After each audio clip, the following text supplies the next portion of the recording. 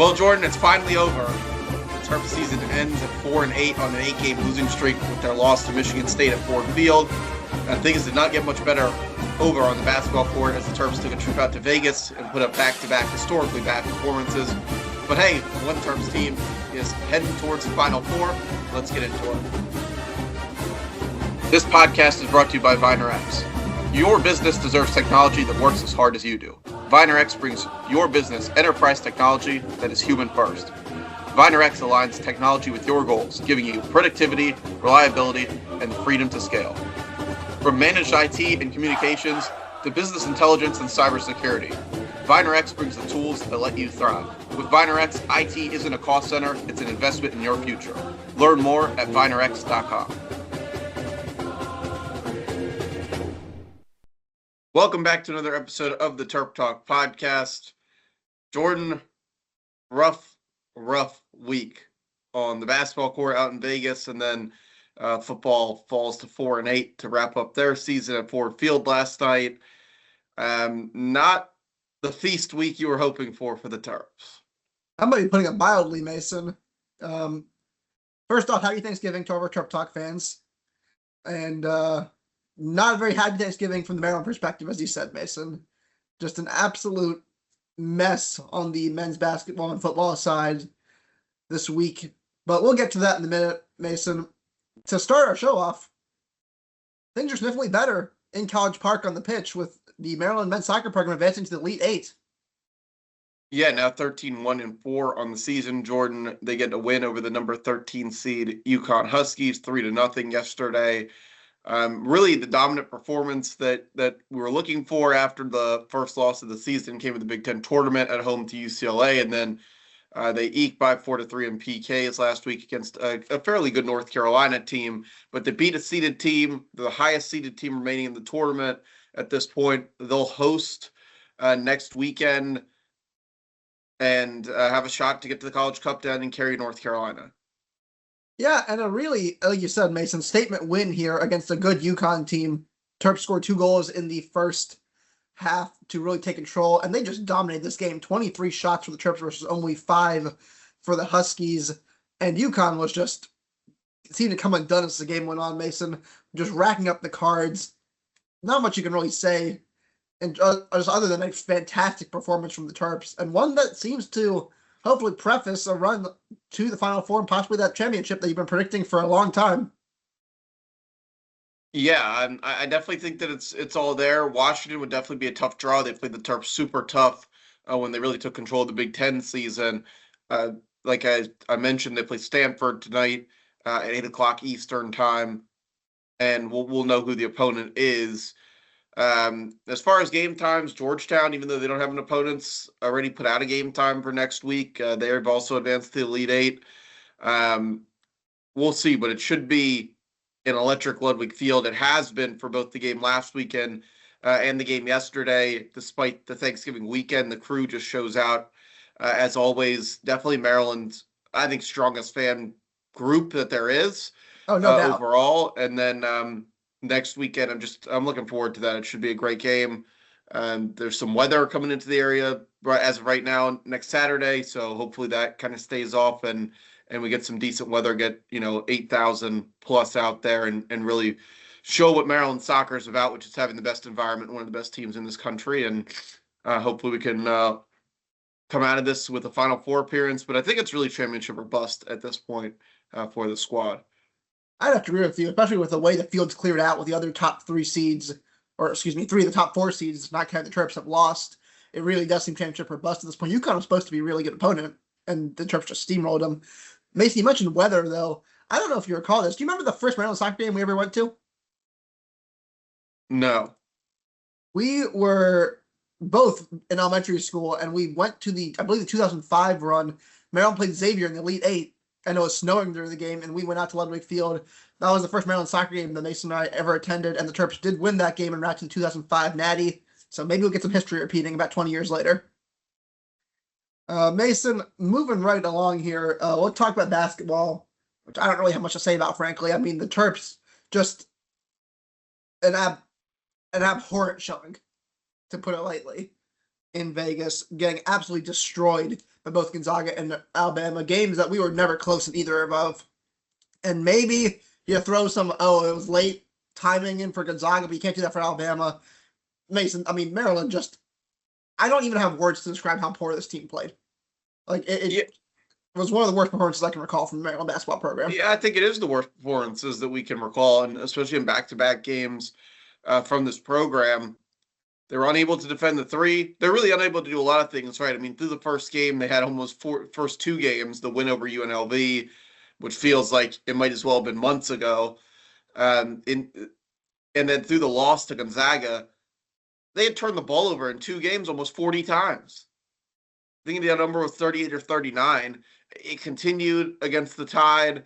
Um, I think we've identified a problem, which is our inability to guard the perimeter is allowing teams to shoot 10 to 15 to 20 points above their averages from 3 point.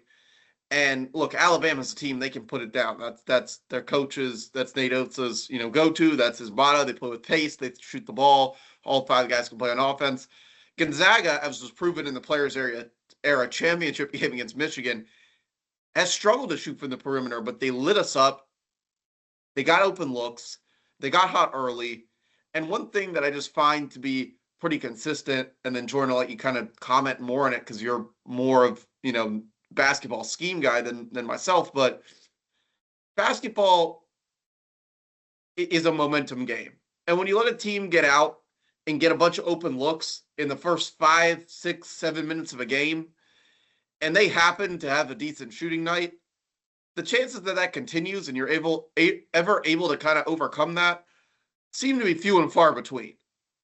And we're not coming out with the intensity and the preparedness and the readiness to play and execute the game plan right away. Because in that Gonzaga game, you saw Maryland kind of get it together, but you're down 20 because you're just allowing the other team to dominate the pace of play, get every shot they want, find looks, get into a rhythm, get into ball movement. And by the time we finally, 10 minutes into the game, decide that we want to participate today, the game's over. We're not a team that's coming back for 20. No, I think you said it very accurately. I mean, basketball, everybody knows basketball is probably the most momentum-driven game of any major sports in America, at least. Once the guy starts seeing the ball go in, it's one of those sports that everybody who's at the level that we're playing at has the ability to score and shoot for the most part. So once you've got guys who have that ability and they see the ball start going in, they get the confidence going, they get the momentum going, you're right, it's really hard to stop them. And to your building on that, Mason, the slow start to both these games is just completely inexcusable. And I know it sounds like being dramatic and we might be overreacting, and we might be early in the season here, but we can only judge what we can see. And what we're seeing is this team comes out flatter than a pancake. And it happened against Mass St. Mary's. Didn't really happen against UNLV, but it certainly happened against Alabama and Gonzaga. And by the time you're down, I mean, Mason's right, they were down 21 points in 8 minutes in, 32-11. The game's functionally over.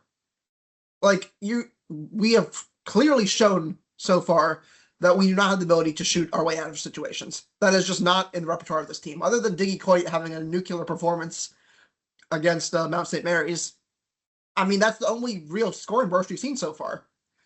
There are no scores on this team that we were seeing perform at the level we would hope right now.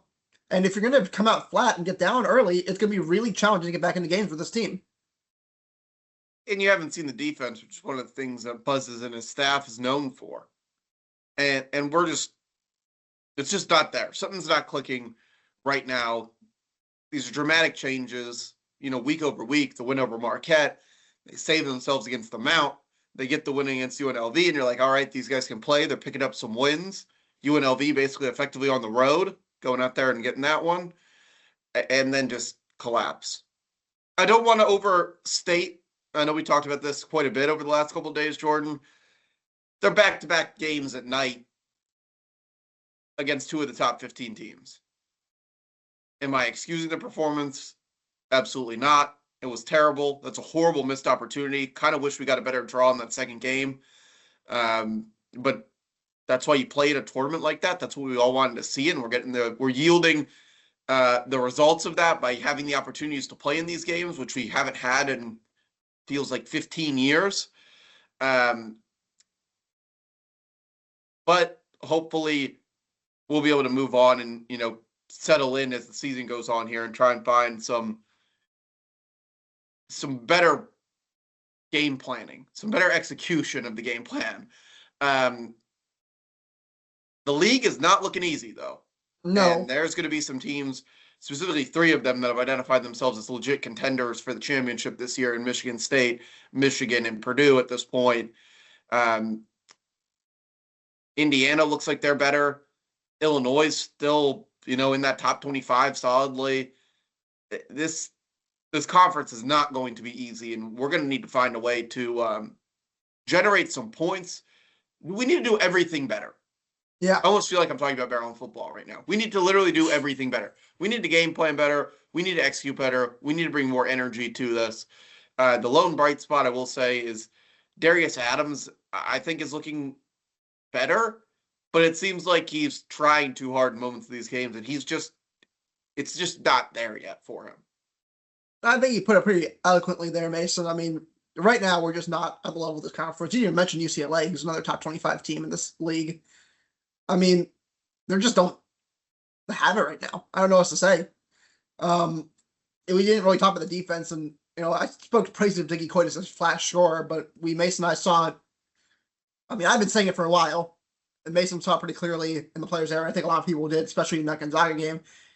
He's a massive defensive liability, which I don't know how to fix that at this point. I mean, it might not change for him, but just the scheme that we're trying to run. I mean, Pharrell Payne and whoever's playing power forward at the moment, be it Elijah Saunders, Alex Alston, Colin Metcalf gets in there. They are helping down a lot, which I don't know if is necessary or not, but either way, Diggy Coit is over-helping. He's ball watching. He's getting stuck down there, and then these shots are wide open on the wings, which is not just a him problem, but he's the easiest example, the one you see the most.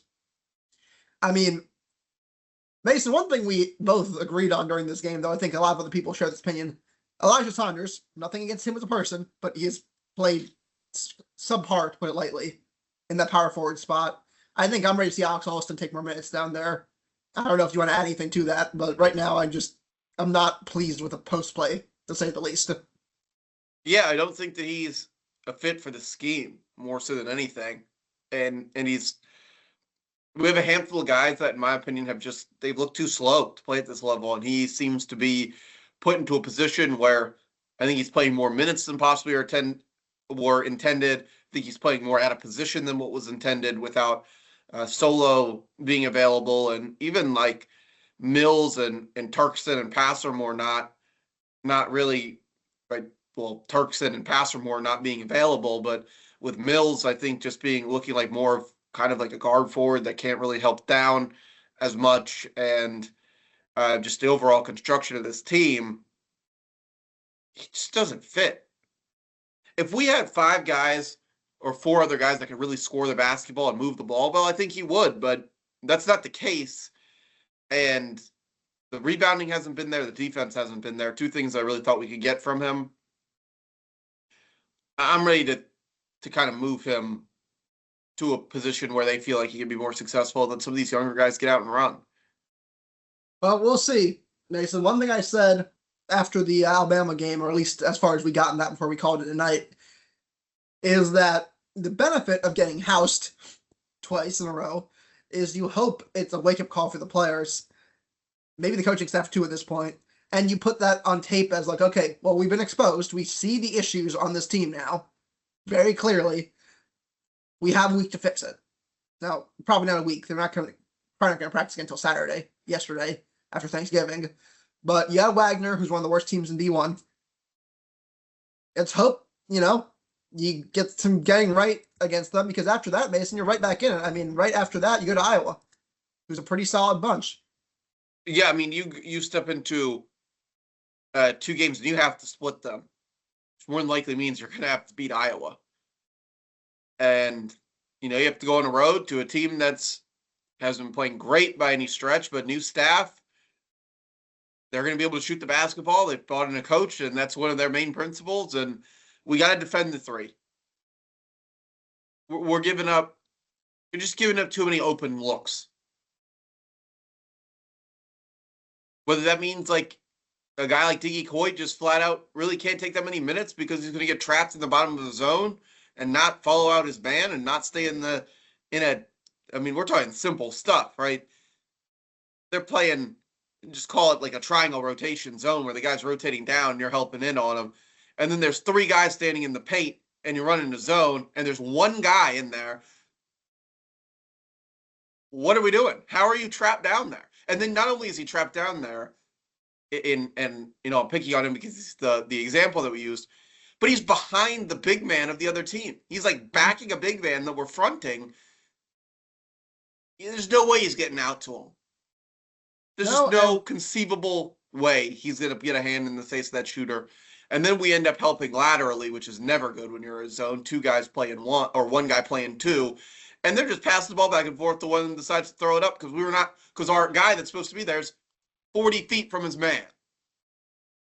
Yeah, and that happens, to Mason's point. We were pointing that out a lot during the game. And it even happened one time where Adams and Coit were stuck beneath the big man, and that was almost where I turned the game off. Like, this just isn't happening. But like we said, we got killed on this. Hopefully, you have it on film. You can point it out. Like, you cannot get stuck down there, or we're going to lose every game you play. No, and to me, Jordan, that's an on-court communication error. Again, we're just not talking. We're not moving through the play, and it might be me coming from the aspect of running a zone in a different sport where it's all about communication. But if we're talking through the play, no guy's getting stuck below the basket. I mean, that's high school. That's rec league zone right there. Yeah, it is. It is a difficult thing to excuse, which is, frankly, my opinion on the season has soured so much. It is we are just doing basic things inexcusably poorly. I hope that changes. It's a long year. I can't say that's going to. It's going to be. I mean, I said this to you, Mason. I know it's really early to say this, but it's going to be hard to make the tournament if you're on the bubble when it can be like they lost to two top 25 teams by 40 points in back-to-back days. Like, that's something that's a knock in your resume right there already. But it hurts all your analytic stats too. Oh, it's gonna kill the analytics stats. I mean, I'll check while we're in the next segment here, but I think our KenPom probably dropped below 100. But like we said here, look, Wagner, and then you got 3 games in a row. You have to pull 2 wins out. You got Iowa, Michigan, and then a quad 1 game at Virginia, in all likelihood. You have to win 2 of those 3 games, and you probably not win Michigan. Yeah, I think that just, it's a little early to say that some of these things are sealed, especially on our court, just where we play so well, or have played so well over time. But yeah, it's not great. No, it's not, and I hate to be so negative here, Mason, but it's just one of those. Oh, that was bad. I'm not going to sugarcoat it. You hope it gets better. I'm not saying it won't get better. Hey, I mean, this time next week we could be saying, "Oh yeah, we beat Iowa. We're back on track." But right now, that was just a bleak performance, to put it lightly. And Jordan, that Virginia game is a Q2 game. It's not even a Q1 game. Oh, good. So again, quad 1 opportunities, not looking too hot. As they open the KenPom here, Michigan and Purdue number 1 and 2 in the KenPom, respectively. So shows you how good our conference is this year.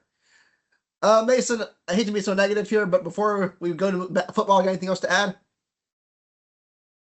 No. A lot of games left in a really tough conference. So we'll see what we're made of here pretty quickly. I put a lot into this, as I just mentioned, about the defense and all that stuff, but the good thing about basketball is there's more than 12 games, and you get your fair shot in this conference of being able to face good opponents.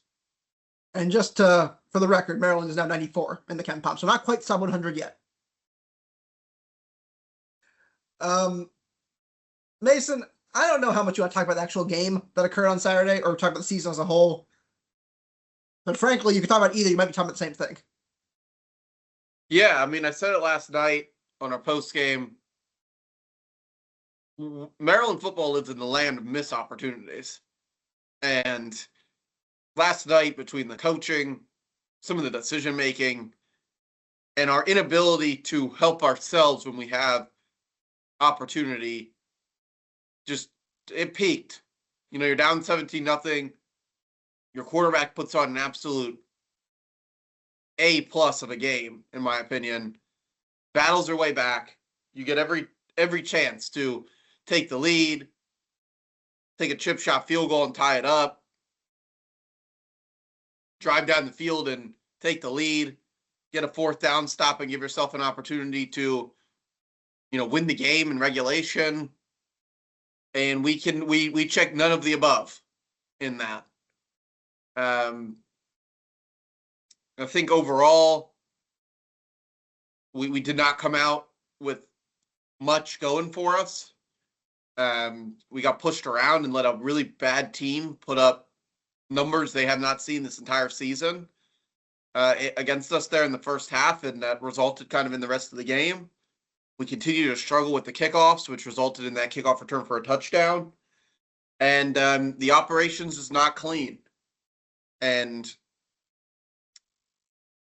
I'm disappointed. Yeah, Mason, I mean, just kind of out of things to say about this football season at this point. I mean, you talk about missed opportunities. You talk about not running a clean ship. And I mean, it was all on display there. Michigan State, to your point about, that was the best one they've had all season. The worst one before this was probably beating Boston College, who was 2-10. And they beat by 1 point, mind you. Like, they're not a good team. And we made them look like they were, I'm not going to say good, but better. Best they've looked all year. And you talk about missed opportunities. Again, the biggest one had to be the field goal, which, I mean, I was sitting on the couch with you and Wayne, and you guys were saying the alignment looked off. It did. I don't know if anybody asked them about that in the press conference or not, but that just looked wonky. I was going to say, it's probably really hard to see in person versus TV. But that was Sean O'Hare's first makeable kick miss of the season. It came at a horrible time. And that, frankly, lost us the game. Or maybe not lost us the game, but it took away any chance you had coming back. Yeah, I mean, that and that kickoff return for a touchdown. I mean, just 2 awful special teams plays. Which, in a bit of a circular moment, I guess, if you want to call it that for the podcast listeners, for us, in the first game of the season, we talked about that. FAU, they had 2 returns that took them into the Maryland territory. And we looked at it like, oh, that's going to be a problem. If that keeps happening, that's going to lose you games. It took the entire season, but it finally happened. I don't think it did take the entire season. Our inability to kick a ball through the end zone has cost us a lot of yards this year. And I don't have much else to say. Find a guy in the damn portal that can kick the ball through the end zone. Yeah. I would have to agree with you on that one. There were positives in this game. I mean, it's hard to see that right now. And I'm not trying to be overly positive, but you can't say enough about Malik Washington's game. But by far his best game of the season. And again, Michigan State, arguably, I was going to produce worst team in the Big Ten. But one of the worst teams in the Big Ten. But still, capitalized on opportunities that he did not capitalize on a lot of the year. The receivers look better. Not worth much at this point since 3 of the top 4 are going to graduate. But still, Jordan, you could argue that the drops, again, cost us. They did play better. You are right about that. But we can't finish. No. And I think Malik Washington is a great asset to this program. I think that he had his best game by far in this, but it was just yet another one, and you start to feel for the guy because it's not really his performances that are costing this, or have cost all of them. But he's lost a lot of close games in year 1. And this group really could have just used a win. Yeah, they could have. I mean, that's really what it came down to. And, I was contemplating the season as Mason and I were up late watching Fresno State, San Jose State. And I made the comment, Mason, to you that, hey, this is the last hour or 2 of the regular season, which was always a sad moment for me. I love college football, despite all the complaining I do about it. But I was thinking about it, and I was like, oh, what a strange season. And not for all, I mean, obviously there's a lot of that's just everybody's still adjusting to this, frankly, wonky landscape we're in now. In terms of conferences, in terms of NIL portal, all this, say what you will about it. But for Maryland, it was such a bizarre season to watch. From the early positive start, and then the 3 straight games that just each one more gut punching than the last. And then we just fell apart in the end. It was almost like 3 seasons in one this year, or at least 3 distinct phases. The season definitely had a narrative structure of beginning, middle, and end. Yeah, it's frustrating at every level. We just couldn't finish, and it was a mix of everything that have shown, everything that we've shown in the last. I would even extend it to the beginning of the Durkin era to now.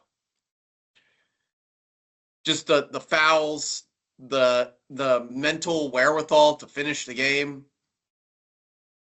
I mean, every turn of that, we just did something to shoot ourselves in the foot. Whether it was couldn't stop long drives at the end or end of games, end of halves, end of anything. We committed personal fouls that cost us games. We didn't really turn it over that cost us the games, but it was disappointing.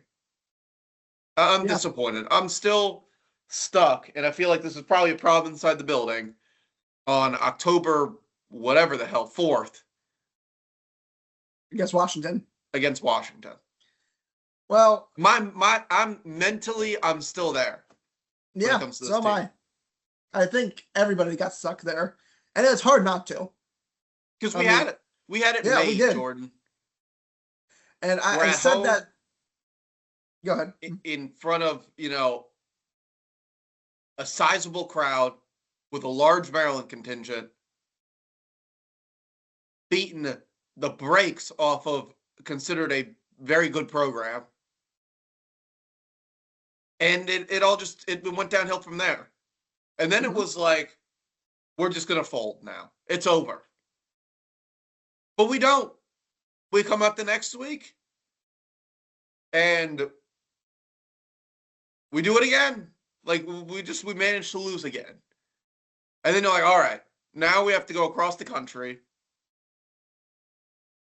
We just got, our ass kicked twice at home. Gut punched, throat punched at home. And we're playing against a hot team. And we had every opportunity to win. For me, mentally, I may be stuck in the Washington game. We lost the season when we lost in Pasadena. Yes, that is accurate. For sure. And then we lost it again when we couldn't show up in Rutgers and play with maximum effort for the length of the game. Because one thing that showed last night was clearly we weren't plugged in when that game started all the way. And something clicked after we finally scored a touchdown. And we showed that we had the resolve to maximize our effort individually as a player to make the team performance better, specifically against the run, which, I mean, don't even get me started on a run defense. That's number 1 on the portal list of we got to find some guys that can stop the damn run. But that's kind of the phases to it. We had so many chances to get a 5th win, get things going back in the right direction. Because it felt like in watching these guys that they were just playing very inspired until there was nothing to be inspired about because we had just become lifeless on offense. I mean, I would have to agree with basically everything in there. It's that Washington game. I mean, we were talking about yesterday as I made the comment to Wayne that I'm approaching the I'm tired being tired fan or phase of being a Maryland fan, where I'm just, Mason and I did the math the other day. Actually, the spreadsheet's still open. Let me see if I can find it. Yeah, since Mason and I really started watching Maryland in 2006, this program has won 43% of its games. And less than that now. Oh yeah, actually, hold on. Let's change the math here. Okay, it's still 43, but just a lower percentage of 43. It gets tiring. It really does. It's gotten exhausting for us as fans to watch this team. And I know we don't complain about the team as much. We try not to. Try to be positive. There's so much negativity in the Maryland community. But it gets exhausting. And this year really was the one for me in terms of it just became too much at times. And Mason made the comment during the Washington game, which I said yesterday was probably the worst game I've seen as a Maryland fan. And I maintain that still today. That is true. I looked physically sick because it was one of those, you could feel it. You knew what was going to happen after that. And no, it didn't happen the way we thought it would. I mean, Nebraska was honestly one of our better games as a team. We played well. We played well enough to win that game. We just didn't. And then UCLA, again, we really looked like we put it all out there. And I commend the team for not folding after the Washington game, which was just a crusher, but you just knew in your heart as a fan, they were not going to turn around after the Washington game. Disagree with that. I thought they could still make a bowl after that. Yeah, it's challenging. I think the next week will be telling for the direction of the talent on the field. Notice, those of you who like to point this out, I did not say the direction of the program. The direct direction of the talent that will be on the field next year. And you would hope that the core of the young guys stays intact. A guy like a Daniel Wingate, who battled injury for the back half of the season but still managed to get 100 tackles in a year, will elect to either move on to the NFL or decide to stay here for the next season. And then I think you jump right into the portal. And for the portal this year, Jordan, I think that it's simple to me. We have got to increase our depth at the nose tackle and defensive tackle positions. We need to address depth concerns at the safety position. I don't think Levain Scruggs is the answer. I think that he's a valuable piece to a team that can win because he provides what he provided for us last year, as being a playable guy, and like a special teams hero, and like does a lot of things for them. But I don't see it out of the role that he's in right now. And then on the offensive line, look, the offensive line from where it was last year to now, in my honest opinion, is the best coaching job on this team because they didn't add much through the portal. They give up less than 10 sacks this season. This was like the worst offensive line. It could have been the worst offensive line in the history of Maryland football last year. That's very possible. And look, we weren't able to run the ball, but we were able to run in pass protection. We lose Isaiah Wright, who's a serviceable piece. Aluba, I can't see him being a starter on this team next year. He definitely did improve year 1 to year 2 in this program. Maybe his senior year will be his best, kind of like Alan Heron, and he'll be good enough. But we need to either get something out of the 9 guys we recruited, of which I believe 7 of them are still on the team 2 years ago, or we got to find some guys there in the portal that can play. And then, obviously wide receiver. We're going to need to replenish there. I think we need to find a blocking tight end, and I think we need to find some wide receivers. But I wouldn't be hurt if we didn't find a blocking tight end. Obviously, we need wide receivers. We need to patch up the offensive line yet again, or again, harvest from, the seeds we planted now coming up on 3 years ago. And we just got to fix the middle of the defense. Yeah, I mean, I was going to say, Alan Heron from year over year might be the most improved player on the team. Because last year he was just abysmal, and he had a pretty good year, I think, all things considered, this year. No doubt. I mean, like I said, those guys, they deserve credit. I mean, he didn't jump in the portal. He didn't, really, obviously there's no quit there, no give up. And that was the guy that they expected to get. That was the guy that was like, this guy's a surefire starter at this level for a Penn State or for a Maryland, and the 2 teams they ended up picking between that. There was want on both sides of that. That wasn't like he has, a non-committable offer and we swooped in and, said, sold them on it. This guy, same thing as like Ratrell Perry, right? That's the kind of guy you thought you were bringing in with Heron. I mean, if a guy like Perry takes the next step, you have a legitimate tackle, whether he's playing right or left tackle, depending on what we get out of the portal next year. We had a guy that can really play. He can't really run block, and that's where your middle of your offensive line. But it was definitely an upgraded group. And I don't think if you showed many people the pass blocking numbers and you showed them the record, they would probably be very confused, given the amount of level of concern there was there. Yeah, and Um, that's one of the more interesting things about this season to me is really how right and wrong all the preseason prognostications were. Because in the end, people were right, including someone including us, about how the season was going to go record wise. How it got there, I don't think anyone predicted. Um, but also the weaknesses on the team were very misidentified by basically everybody. I mean, the offensive line was highlighted as a huge area of concern. We said, I believe verbatim, in our preseason preview episode, excuse me, that the offensive line would live or die on the team, and it lived, but the team died. The areas we missed on receiver was one I don't think anybody saw that one coming. Um, and defensive front seven, I think was possible. I thought I was higher on it than the end result ended up being. Um, it was just interesting that how that flipped. yeah, but to that point, and on the offensive line thing, look, we couldn't run block at all, so it wasn't all fixed. But you can see that, in my opinion, you can see the path to having a better position coach there and what that can provide. Um, yeah, the front seven part was like, who are we going to be able to get pressure? We can definitely get pressure.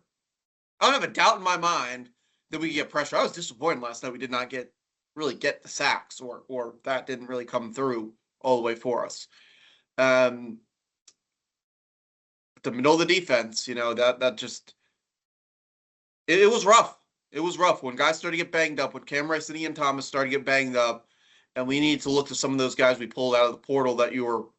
I think a lot of people were thinking along the lines of what I was thinking of, like, what are these guys going to be able to do at this level, coming from low end FCS schools? Um, they couldn't cut it. They just couldn't cut it. And when you talk about resources in this team, I think those are your results of them, Jordan. Like, we end up with a Yeah, guy coming in from a Alabama A&M or Austin P, and they're they can get there. Like, I thought Cedric Smith played his best game by far last night, but we need guys that were ready to go. It's okay to pick up guys that we can develop out of the portal, but we need guys. We need a third guy that was ready to go in the middle of the defense. And calling up on a true freshman or a redshirt freshman to be that guy in this age where we still got these 23 and 24-year-olds playing offensive line and defensive line in football. The 18, 19-year-old guy that's been on the team for a spring, a conditioning season, summer, and then fall camp is just 11 weeks in, they're not the same guy. Week one, they might be able to compete, hence the September Maryland line, but we got to maintain this depth. We got to add to the depth, and we got to get this. We need to elevate the level of B team talent. I don't really have that yeah. much of a problem with us on the A team, but you can't look down the list and be in the positions that we're in and expect to win 8 or 9 games. We can expect to win 6 or 7. Well, to your point, Mason, two other things. Um, One group that did pan out, which I do think deserves credit. I don't also know where it goes from here, which is the next part of the question. But defensive back was one of our worst positions, possibly our worst position group last season. And I mean, between Glasker and Joyner, they really did turn around this year. I thought Joyner particularly played very well this year. But I believe they're both seniors. No, they're both back. Okay, then I recant my question. The other thing I was going to say, though, and as you know, hopefully people know by now, I'm very hesitant to call it individual players, but Trey Riddick has to go. There's been, I'll give lots of credit on this. Hold on. I'll give lots of credit on this. A lot of the, what you call personality issues have been fixed.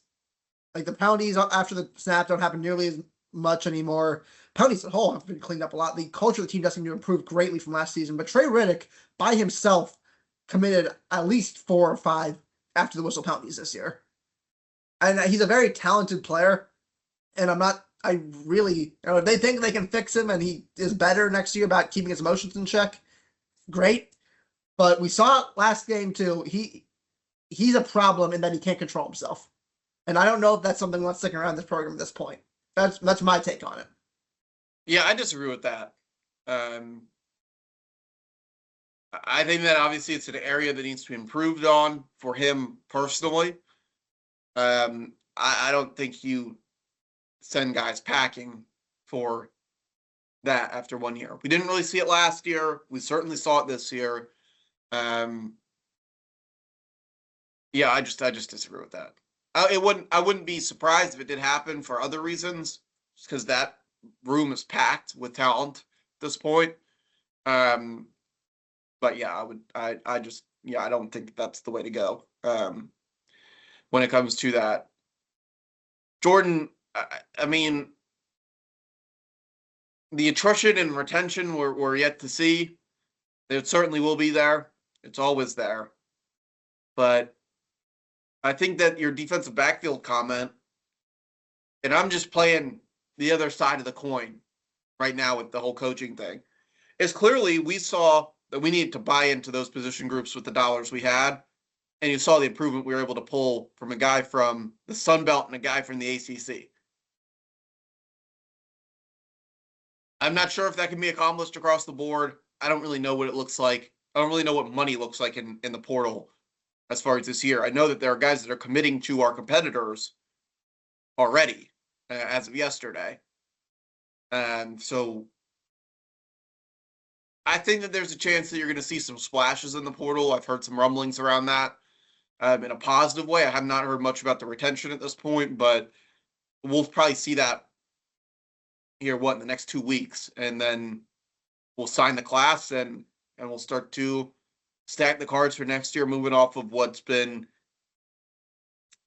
probably one of the most disappointing seasons within memory, just because of the way it rolled out. Yep, and we'll reconvene after the Wagner game and early signing period starts on Wednesday. So we'll talk more about it, Mason. But before we go, we got any comments? I mean, there's not much to comment on the college football landscape this week, as strange as that sounds. I mean, we have our 3 Big Ten teams in the playoff. It's going to be Ohio State, Indiana, and Oregon. That's it. Yeah, I mean, I think you saw a lot of what the depth of this league really is this year. With teams in and out of contention up to those last 2 weeks, with your USC's and Michigan's being your tier 2 teams, and then with those 3 that you mentioned, Jordan. But I'm kind of hoping Duke wins the ACC, hoping for the madness that would eliminate them kind of from the playoff, unless Miami can sneak their way in.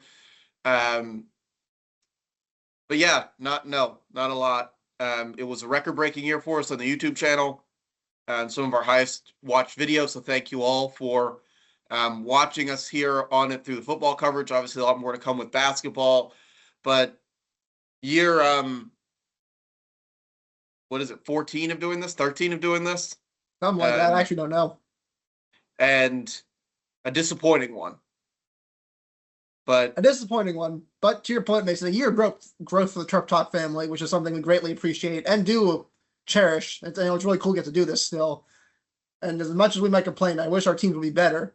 It's a privilege to get to cover it and have people listen and care about what we say about this Maryland football and Maryland basketball program. And hopefully it continues. Yeah, Jordan, last piece for me, and I just think it's worth saying on here, is covered this team for a long time now.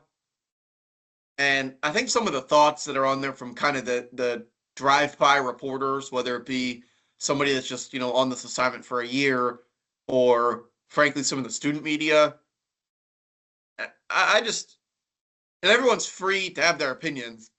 I just think it's kind of amplifies what we said on the last show of what I know as clickbait, but other people know as trying to blow up on social media, of just every piece of everything that's going on being pointed to of, is this what Mike Locksley wants? Is this what Mike Locksley intends for this to look like? I don't really love Locke's answers to the media. They've certainly been bad this year. I think his interactions with the media have gotten worse as there's been more calls for his job. I personally I don't care for it once the Jim Smith statement came out and all that stuff. It's okay, we're not good. Everybody knows we're underachieving. Write something of meaning, or let it not let it go, but make statements of meaning. Not everybody is an opinion piece reporter, and I just, for some reason, and it might be my own bias of how much I care about these teams, and I'm not afraid to say that, but I've seen some really bad things here.